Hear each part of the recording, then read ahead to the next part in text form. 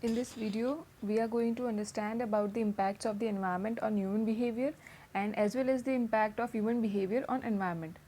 So let's start with the first one, that is environmental effects on human behavior, that is how environment affects the human behavior. So till now in this chapter we have understood that environment has both nourishing as well as destructive effects on human behavior. So जो environment होता है उसका nourishing effect भी होता है as well as destructive effect भी होता है. So if we go through our history we know that कि जो लोग हैं वो काफ़ी डरे हुए रहते हैं फ्लड से, अर्थक्वेक से या फिर और कोई जो नेचुरल कैलेमिटीज़ हो गए उनसे.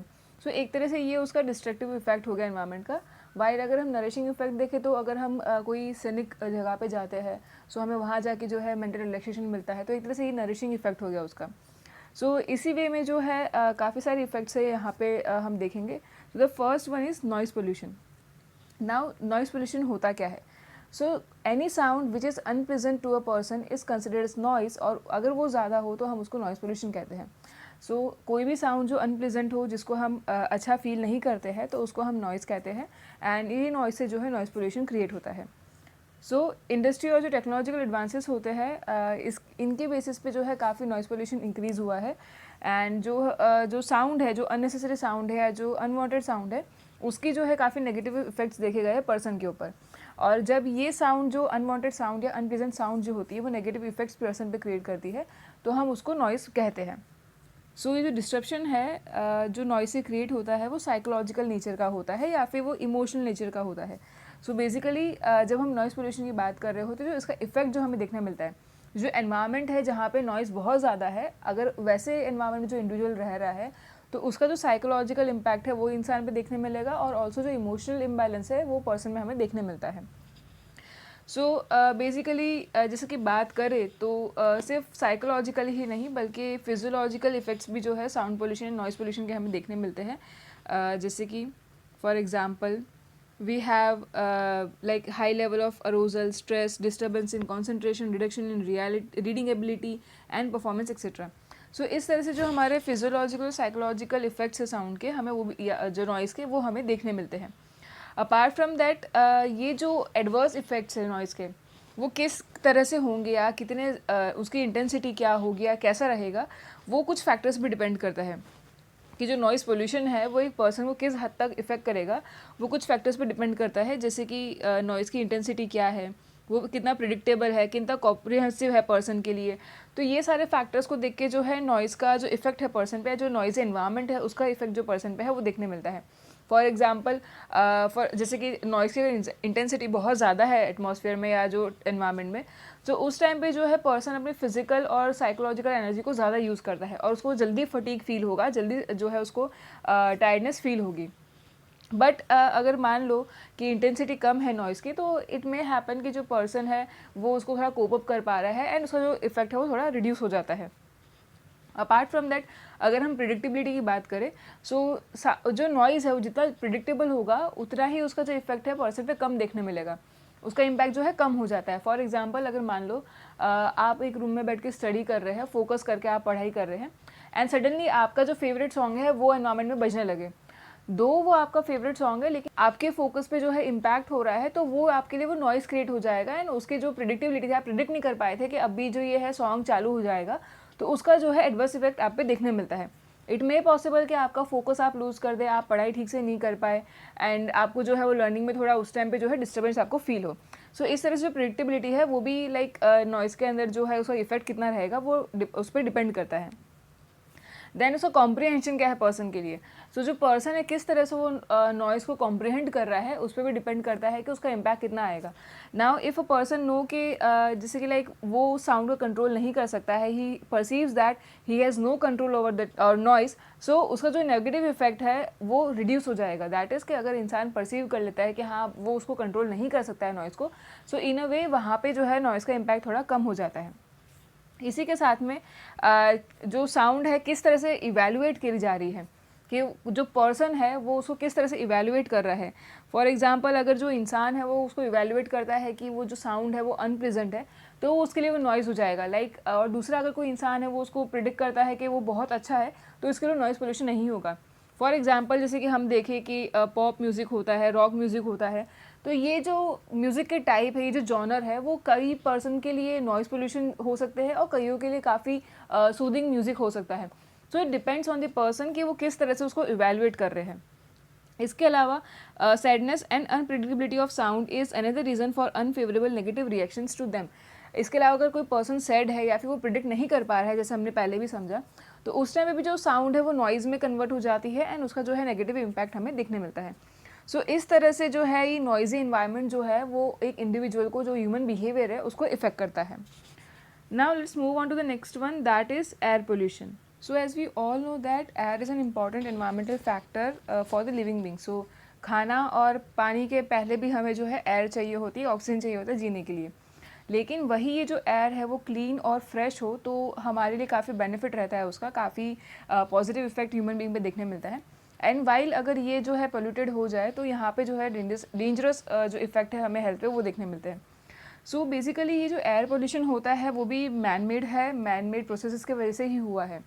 सो बेसिकली जो इंडस्ट्रियलाइजेशन होता है या फिर जो हमारी डेवलपमेंटल प्रोसेसेस है उसकी वजह से जो है ये एयर पोल्यूशन देखने मिल रहा है।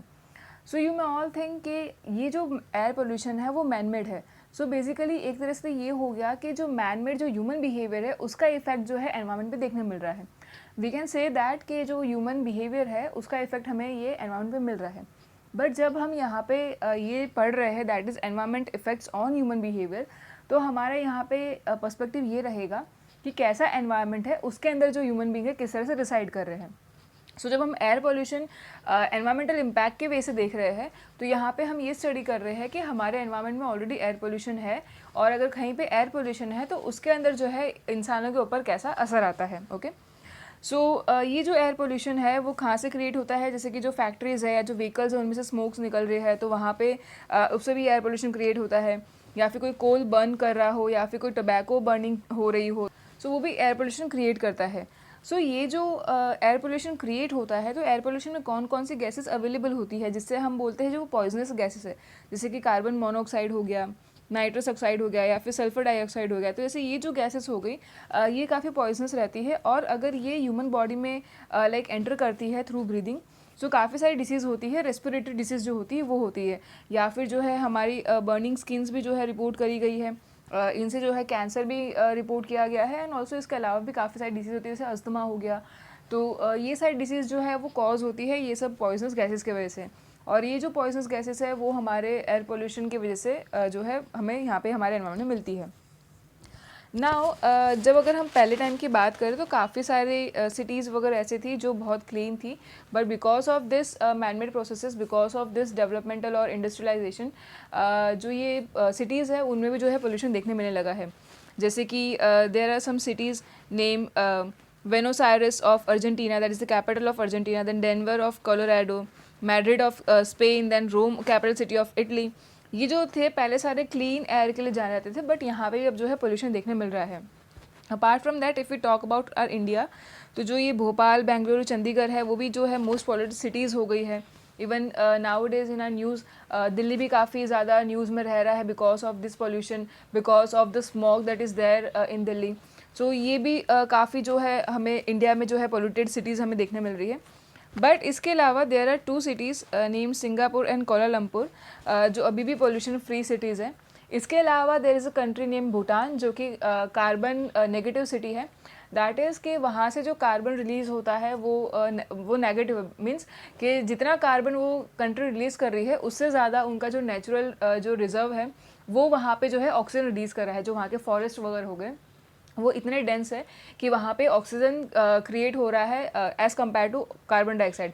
सो दैट इज़ कि उनका ऑक्सीजन जो क्रिएशन है वो ज़्यादा है as compare to carbon dioxide. So Bhutan भी एक तरह से काफ़ी क्लीन कंट्री है। So this was all about air pollution. That is कि जब अगर कोई जो इंसान अगर एयर पोल्यूशन का जो एनवायरनमेंट में रह रहा है सो उसके ऊपर जो है काफ़ी सारे असर देखने मिलते हैं, जैसे कि रेस्पिरेटरी प्रॉब्लम्स हो गए, burning of skin, cancer and many other disease are scene.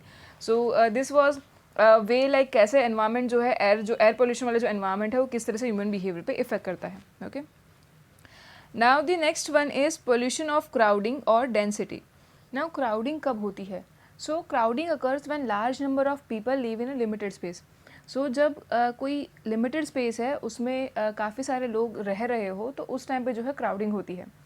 Now जब ये एनिमल्स के ऊपर स्टडी की गई थी तो उस टाइम पे ये देखा गया था कि जब क्राउडिंग होती है तो उस जो सिकनेस है या फिर जो बीमारी है उसके इंसिडेंस बढ़ जाते हैं और डिसीज़ जो है वो भी बढ़ जाती है because of this crowding. Now यही स्टडी जो ह्यूमन बींग पे की गई थी तो उसमें ये पता चला कि जो डेंसिटी है, मतलब जहाँ पे एक जगह पे बहुत सारे लोग जब रहते हैं तो उसका इफेक्ट सिर्फ जो इंडिविजुअल बिहेवियर पे नहीं देखने मिलता है, बट उसका नेगेटिव इफेक्ट जो है सोशल बिहेवियर भी देखने मिलता है। ना सोशल बिहेवियर का मतलब हो गया किस तरह से जो इंडिविजुअल है वो आपस में इंटरेक्ट करते हैं। सो ये जो क्राउडिंग है उसका इंडिविजुअल बिहेवियर के साथ साथ में सोशल बिहेवियर के ऊपर भी नेगेटिव इफेक्ट हमें देखने मिलता है। सो बेसिकली जब क्राउडिंग होती है तो जो बिहेवियर होता है वो कैसा हो जाता है, वो एग्रेसिव हो जाता है, लेस अल्ट्रुइस्टिक हो जाता है, लेस हेल्पिंग एंड रिग्रेसिव हो जाता है। सो बेसिकली यहाँ पे कहने का मतलब क्या है, जो जो इंडिविजुअल है जो क्राउडिंग इफेक्ट फील कर रहे हैं वो एग्रेसिव हो जाते हैं, वो उनका जो नेचर है वो लेस हेल्पिंग हो जाता है and also they become regressive. Apart from that जो रिसर्चर्स है उन्होंने काफ़ी लाइक रिसर्च की है और उनका ओपिनियन ये है कि जो क्राउडिंग है it is use in reference to the feeling of crampedness and personal subjective feelings. तो जो क्राउडिंग होती है उनके अकॉर्डिंगली क्या हो गया, वो that is the feeling of crampedness and और personal subjective feeling. So crowding जो है it is a feeling and it is a like subjective feeling जो इंडिविजुअल है उसके ऊपर है। लाइक जो क्राउडिंग का असर, जो डेंसिटी का असर है, एक इंडिविजुअल के ऊपर कुछ और हो सकता है और दूसरे के ऊपर कुछ और हो सकता है। फॉर एग्जाम्पल अगर मान लो एक 10 by 10 फीट का रूम है और उसमें लाइक सपोज 7 और 8 पर्सन वहाँ पे रह रहे हैं, सो इट मे हैपन कि एक जो पर्सन है उसके ज़्यादा असर नहीं आए पर दूसरे पर्सन के वो कुछ ज़्यादा असर आ रहा है। सो बेसिकली यहाँ पे जो है हमें ये जो क्राउडिंग और डेंसिटी है उनको डिफाइन करना पड़ेगा एग्जैक्टली वो चीज़ क्या होती है। सो ये समझने के लिए कि क्या फीलिंग जो है सब्जेक्टिव फीलिंग है और किसको हम क्या कहते हैं उसको हम देखते हैं। दैट इज़ कि जब एक जगह पे बहुत सारे लोग रह रहे हो, एक लिमिटेड प्लेस पे बहुत सारे लोग रह रहे हो, तो उसको हम डेंसिटी कहते हैं। सो बेसिकली जहाँ पे अगर एक सपोज़ एक प्लेस है वहाँ पे कुछ ज़्यादा लोग रहते हैं तो उसको हम डेंसिटी कहते हैं। और उसी डेंसिटी की वजह से दैट इज़ ये इतना जो क्लोज कॉन्टैक्ट आ रहा है तो उसकी वजह से जो फीलिंग्स आती है दैट इज़ पुशिंग और plumbing of one another, it is known as crowding. So ये जो डेंसिटी की वजह से जो हमें पुशिंग और पमेलिंग की फीलिंग आती है उसको हम क्राउडिंग कहते हैं। सो बेसिकली डेंसिटी की वजह से जो नेगेटिव इफेक्ट्स जो एक इंडिविजुअल फील कर रहा है उसको हम क्राउडिंग कहते हैं। सो एक जगह पे बहुत सारे लोग हुए उसको हम कहते हैं डेंसिटी, और उसकी वजह से जो फीलिंग अरोज हो रही है उसको हम कहते हैं क्राउडिंग। ओके, सो ये बेसिक डिफरेंस याद रखना एंड इसके बेसिस पे ही जो है हम हमारा आगे का एक्सप्लेनेशन देखेंगे। Now density refers to the actual number of people per square feet. अब जो डेंसिटी होती है उसमें हम क्या देखते हैं कि पर स्क्वायर फीट पे कितने नंबर ऑफ पीपल रह रहे हैं। वाइल क्राउडिंग क्या होता है, it is the subjective feeling of being too close to one another. So एक जब इंसान जो है वो फील कर रहा हो कि वो बहुत ही ज़्यादा क्लोज है दूसरे इंडिविजुअल से, तो उसको जो फीलिंग आ रही है उसको हम क्राउडिंग कहते हैं। लेकिन यहाँ पे बोला गया है that is a subjective feeling, means कि हर एक इंडिविजुअल एक ही तरह से फील करे वो डेंसिटी को, वो ज़रूरी नहीं है। भले एक रूम में मान लो कि 7 से 8 लोग रह रहे हैं, लेकिन सबके ऊपर जो क्राउडिंग का असर है, वो डेंसिटी का जो असर है वो अलग अलग हो सकता है। So that's why it is called as, जो क्राउडिंग है वो सब्जेक्टिव फीलिंग है। Okay, then in density there is a feeling of common belongingness while in crowding the feeling is much less। तो हम जब डेंसिटी की बात करते हैं तो वहाँ पे जो कॉमन बिलोंगिंगनेस की फीलिंग है वो हमें देखने मिलती है, और क्राउडिंग में ये चीज़ नहीं होती है बिकॉज जनरली जो क्राउडिंग है उसका हमें नेगेटिव इफेक्ट ही देखने मिलता है। सो जब हम क्राउडिंग की बात करते हैं तो यहाँ पे हमें काफ़ी सारे नेगेटिव इफेक्ट्स देखने मिलते हैं। जैसे कि एक तो हो गया कि हमारा जो टास्क परफॉर्मेंस है वो कम हो जाता है। देन जो हमारी पर्सनैलिटी है या फिर जो इंटरपर्सनल रिलेशंस है उस पर हमारा नेगेटिव इफेक्ट मिलता है। फिर हमारे जो फिजिकल एंड मेंटल हेल्थ है उस पर भी हमें जो है नेगेटिव इफेक्ट देखने मिलता है।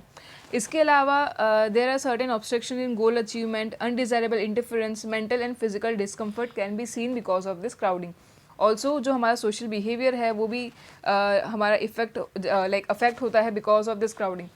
सो बेसिकली कहने का मतलब ये है कि जो क्राउडिंग है उससे हमारा जो परफॉर्मेंस है वो रिड्यूस हो जाता है, जो हमारे पर्सनलिटी या फिर जो इंटरपर्सनल रिलेशनशिप है उस पर भी जो नेगेटिव इफेक्ट आता है, फिर जो हमारी मेंटल और जो फिजिकल हेल्थ है उस पर भी हमें असर दिखता है।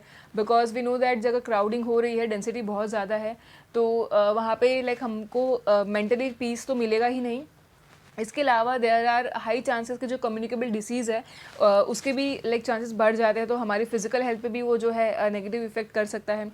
देन जो हमारा गोल अचीवमेंट है उसमें भी हमें ऑब्स्टिकल्स फील होते हैं। हमें इंटरफ्रेंस नहीं चाहिए हमारी लाइफ में, लेकिन बिकॉज देयर इज़ क्राउडिंग तो हमें वो जो अनडिजायरेबल इंटरफ्रेंस है वो देखने मिलता है। फिर वही मेंटल और फिजिकल डिस्कम्फर्ट है वो हमें देखने मिलता है। सो बेसिकली ये सारे इफेक्ट्स है वो हमें कब देखने मिलते हैं, जब जो एनवायरनमेंट है वो बहुत ही क्राउडेड हो या फिर जो वहाँ पे डेंसिटी बहुत ज़्यादा हो। So this were the 3 effects of environment on the human behavior. Okay, so now we will move on to the next topic, that is impact of human behavior on environment. So जो human behavior है उसका environment पे क्या असर होता है वो हम यहाँ पे इस topic में देखेंगे. So जो भी human being है उनका कोई भी action रहता है, so उसका एक minute effect जो है हमें environment पे देखने मिलता है. नाउ ये भले एक इंडिविजुअल का वो माइन्यूट सा इफेक्ट है, बट जब हम अगर क्यूमुलेटिव इफेक्ट्स देखते हैं तो वो एनवायरनमेंट पे काफ़ी यूज हो जाता है. दैट इज़ फॉर एग्जांपल अगर मान लो कि एक इंडिविजुअल है, उसने एक जगह पे जो है गार्बेज फेंक दिया, so we can say that कि बहुत माइन्यूट इफेक्ट है बिकॉज एक इंडिविजुअल ने जो कचरा फेंका है. बट अगर हम यही बिलियन जो इंडिविजुअल जो इस अर्थ पे रह रहे हैं वो ही ये सेम एक्टिविटी अगर करे तो सोचो कितना गार्बेज जो है क्रिएट हो जाएगा एनवायरनमेंट में. सो बेसिकली देखा जाए अगर इंडिविजुअल लेवल पे तो जो उसका इफेक्ट है बहुत माइन्यूट है, लेकिन अगर हम उसको क्यूमुलेटिव इफेक्ट देखें तो वो बहुत ज़्यादा हो जाता है.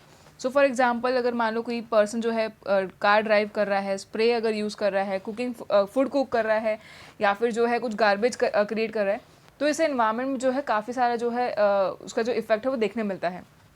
नाउ इंडिविजुअल कुछ भी करे उसका भले छोटा सा इफेक्ट होगा, लेकिन ये जो इफेक्ट है वो एनवायरनमेंट में काफ़ी बड़ा हो जाता है, क्योंकि एनवायरनमेंट में जो है काफ़ी सिर्फ एक इंडिविजुअल नहीं है बट काफ़ी सारे लोग रह रहे होते हैं. सो बेसिकली जो हमारा एनवायरनमेंट है वो टोटली पोल्यूट हो जाता है एंड उसका सिग्निफिकेंट असर जो है हमें देखने मिलता है. नाउ इसी लाइन ऑफ थॉट के साथ में जो है काफ़ी सारे इफ़ेक्ट्स हमें यहाँ पे दिए गए हैं कि ह्यूमन बिहेवियर किस तरह से एनवायरनमेंट पे जो है इफ़ेक्ट क्रिएट करता है. So the first one is misuse of natural resources. So basically we know that कि जो हमारा अर्थ है उसके सर्टेन लिमिटेशंस है कि हमको कितना कैपिटल प्रोवाइड करेगा वो, दैट इज़ कितने नेचुरल रिसोर्सेज है वो हमारे लिमिटेड है. So for example air, water, food, fuel etcetera, ये जो हमारे जो है इनवैल्यूएबल गिफ्ट्स है जो हमें एनवायरनमेंट ने दिए हैं. Now, if you want to have like sustainable life or if you want to have better life, so हमें ये जो रिसोर्सेज काफ़ी जुडिशली यूज़ करनी चाहिए, काफ़ी ध्यान रखिए यूज़ करनी चाहिए. इसके साथ में ये है हमें उसका कंजर्वेशन करना चाहिए. बट ह्यूमन काइंड कर क्या रहा है, इसका एकदम अपोजिट कर रहा है. वो ये सारे नेचुरल जो रिसोर्सेज है उसको मिसयूज़ कर रहा है एंड इन अ वे वो पोल्यूशन क्रिएट कर रहा है, और जो एक हमें एनवायरनमेंट चाहिए, हेल्दी एनवायरनमेंट चाहिए एक हेल्दी लाइफ जीने के लिए, वो उसको डिस्ट्रॉय कर रहा है. सो इस तरह से जो ह्यूमन बीइंग है उसका हमें, अगर हम जो ह्यूमन बिहेवियर है उसका एनवायरनमेंट पे इफेक्ट देखें तो यही है कि वो जो नेचुरल रिसोर्सेज है उसको मिसयूज़ कर रहा है एंड वो एक सस्टेनेबल जो एनवायरनमेंट है वो नहीं रहने दे रहा है. Okay, the second one is waste and garbage. So जो ह्यूमन एक्टिविटीज़ है उसके बेसिस पे जो है काफ़ी सारे वेस्ट मटेरियल जनरेट होते हैं and that can range from sewage to garbage. So जो सीवेज और गार्बेज है वो क्रिएट होता है because of human activities. And ये जो सीवेज एंड गार्बेज है वो काफ़ी सीवियर प्रॉब्लम जो है लाइक पोज करते हैं फॉर द मैनेजमेंट कि किस तरह से इसको मैनेज किया जाए. सो बेसिकली ये जो मैनेजमेंट की जो सीरियस प्रॉब्लम है वो क्रिएट हो गई है for municipal corporations, cooperative units and government कि इनको किस तरह से मैनेज किया जाए. फॉर एग्जांपल जो इंडस्ट्रीज़ है वो उनका अनट्रीटेड जो वेस्ट मटेरियल है वो डायरेक्टली रिवर में उसको लाइक डिस्कार्ड कर देते हैं. तो इससे क्या होता है कि जो रिवर है वो पोल्यूट हो गई है एंड सम रिवर्स तो इतनी ज़्यादा पोल्यूट हो गई है कि वो ह्यूमन कंजप्शन के लिए सही नहीं है. सो बेसिकली इस तरह से जो है ये काफ़ी सारी प्रॉब्लम क्रिएट हो गई है सीवेज और गार्बेज की. इसके अलावा जो गार्बेज होते हैं वो कुछ बायोडिग्रेडेबल होते हैं, नेचुरली बायोडिग्रेडेबल होते हैं. दैट इज़ कुछ टाइम के बाद जो है वो जो है डिग्रेड हो जाते हैं एंड कुछ जो है वो डिग्रेड नहीं होते हैं. जैसे कि जो प्लास्टिक बैग्स हो गए उनको लाइक लैक्स ऑफ ईयर्स लग जाते हैं डिग्रेड होने के लिए. सो जो ऐसे मटेरियल होते हैं जो डिग्रेड नहीं हो रहे हैं वो जो है प्रॉब्लम क्रिएट कर रहे हैं हमारे एनवायरनमेंट के लिए. सो ये नेगेटिव इफेक्ट जो है वो हमें देखने मिलता है ह्यूमन बिहेवियर का एनवायरनमेंट के ऊपर. सो बेसिकली अगर हमें मान लो कि ये इफेक्ट कम करना है, हमारा जो ह्यूमन बिहेवियर है उसका इफेक्ट हमें हमारे एनवायरनमेंट पे कम करना है, so we should think about recycling and collecting the waste paper, glass, plastic and materials and try to reuse them. So जब अगर हम कलेक्ट और रिसाइकल कर रहे हैं तो ये हमारा पॉजिटिव एटीट्यूड है हमारे एनवायरनमेंट के लिए, सो दैट कि जो हमारा एनवायरनमेंट है हम उसको कंजर्व कर पाए। नाउ ये जो पॉजिटिव एटीट्यूड है उसको डेवलप करने के लिए काफ़ी सारी प्रो एनवायरमेंटल एक्टिविटीज़ करनी पड़ेगी, बट जो लोगों की हैबिट है वो सुधर नहीं रही है एंड उसके वजह से जो है काफ़ी प्रॉब्लम्स क्रिएट हो रही है। नाउ लोगों की किस तरह की हैबिट्स की हम बात कर रहे हैं, जैसे कि रोड पे स्पिट कर देना, या फिर blowing of nose in the open, vomiting, taking bath on the road, washing clothes and utensils, then pour out the household garbage on the road, and after cleaning the gadgets throwing the dirt coming out on the road, throwing paper dishes and peels of the fruits on here and there, throwing lot of water on the same place and creating mud, leaving the animals unattended, also spread dirt by passing urine and feces on the road. So basically government जो है हमारी काफ़ी try कर रही है कि जो garbage और जो सीवेज है उसको एक प्रॉपर चैनलाइज वे में जो है कलेक्ट किया जाए और उसको डिस्पोज किया जाए, but because of some bad habits of human वो क्या कर रहे हैं, वो सारी चीज़ें जो है रोड पे फेंक दे रहे हैं, घर के आजू बाजू में फेंक दे रहे हैं। सो इस वजह से जो है काफ़ी पोल्यूशन क्रिएट होता है, वेस्ट और जो गार्बेज है हमें यहाँ वहाँ देखने मिलता है, और इस वजह से जो है मैनेजमेंट में भी काफ़ी प्रॉब्लम्स क्रिएट हो रही है। तो जैसे कि हमने यहाँ पे काफ़ी सारे एग्जांपल्स देखे किस तरह से लोगों की हैबिट है वो प्रॉब्लम्स क्रिएट कर रही है। नाउ अगर यही चीज़ों को हमने ध्यान नहीं दिया तो ये काफ़ी सीरियस प्रॉब्लम बन जाएगी, एंड अगर ये जो प्रॉब्लम अगर ऐसी ही रहती है तो जो हमारी जो नेक्स्ट जनरेशन होगी उनके लिए ये वर्ल्ड रहने लायक नहीं बचेगा। अपार्ट फ्रॉम दैट ये जो वेस्ट और गार्बेज या फिर जो नेचुरल रिसोर्स का मिसयूज़ है वो क्यों हो रहा है, because of the human population growth. जो पॉपुलेशन ग्रोथ है वो काफ़ी ज़्यादा है एंड इस वजह से जो है ये सारी प्रॉब्लम्स क्रिएट हो रही है। इसके अलावा जो ओवर कंजप्शन होता है वो भी उसका एक प्रॉब्लम एक रीज़न है जिसकी वजह से हमें ये इफेक्ट्स देखने मिल रहे हैं। फिर lack of conservation of natural resources, जो नेचुरल रिसोर्स है जिस तरह से हमें उनको कंजर्व करना चाहिए हम वो नहीं कर रहे हैं। सो दैट्स वाई ये जो ह्यूमन बिहेवियर का जो इफेक्ट है हमें एनवायरनमेंट पे वो देखने मिलता है। बट ओवर हियर जो साइकोलॉजिस्ट है they can play a vital role in saving the world from environmental disasters, because जो साइकोलॉजिस्ट होते हैं they can like alter the human behavior, they can make this human behavior as positive human behavior. So this was all about the impact of environment and human behavior, that is this impacts are two way relationship, that is कि जो environment है उसका भी effect जो है हमें human behavior पे देखने मिलता है, and जो human behavior है उसका इफेक्ट जो है हमें environment पे देखने मिलता है, that's why it is called two way relationship. Okay.